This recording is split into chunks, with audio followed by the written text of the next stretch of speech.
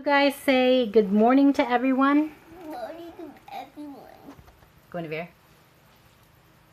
Guinevere.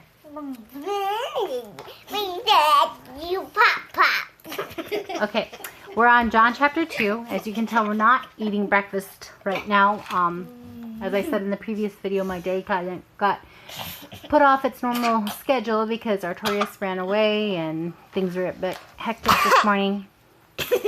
Guinevere, calm down. So this is our last reading of the day rather than our first, and we're going to go ahead and get it finished. John 2. You still laughing. Guinevere, I need you to listen. On the third day, there was a wedding in Cana in Galilee. Edward and Gwyn. Enough. I was trying to stop Enough. laughing. The mother of Jesus was there. Jesus was also invited to the wedding with his disciples. When the wine ran out, the mother of Jesus told him that they have no wine. And Jesus said to her, "No. Woman, what does this have to do with me? My hour has not yet come." His mother said to the servants, "Do whatever he tells you." Now there were 6 stone water jars for the Jewish rites of purification, each holding 20 to 30 gallons of water. Jesus said to his servants, "Fill the jars with, holding 30 gallons." Jesus said to the servants, "Fill the jars with water." Guinevere, Laurel, Joy.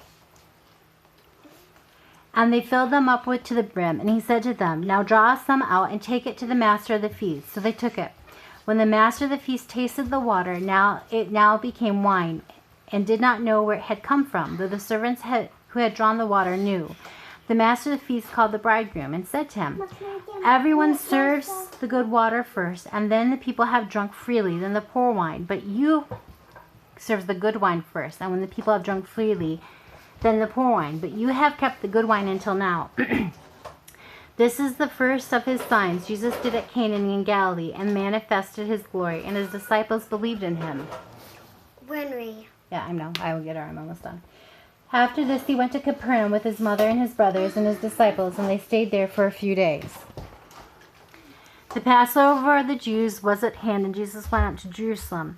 In the temple, he found those who were selling oxen and sheep and pigeons, and the money changers sitting there. And making a whip of cords, he drove them all out of the temple with the sheep and oxen. And he poured out the coins of money changers and overturned the tables. Edward Charles Lee Steinhauser. This is disrespectful. You need to stop. Right. Say yes, Mom. Yes, Mom. And he told those, the next time you do so, you will be excused from the reading, and you will go to your room. Go to your room. Yes, Mom.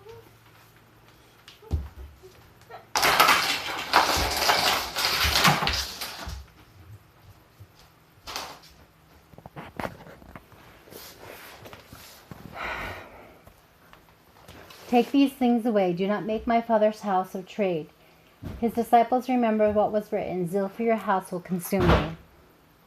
So the Jews said to him, "What sign do you show for us during those things?" And Jesus answered them, "Destroy this temple in 3 days, and I will raise it up." The Jews then said, "It has taken 46 years to build the temple, and will you raise it in 3 days?" But he was speaking about the temple of his body. When therefore he was raised from the dead, his disciples remembered what he had said, and they believed the scripture and the word that Jesus had spoken. Now, when they were in Jerusalem and passed over the feast, many believed in his name when they saw the signs he was doing. But Jesus on his part did not entrust himself to them, because he knew all people, and needed no one to bear witness about man, for he himself knew what was in man.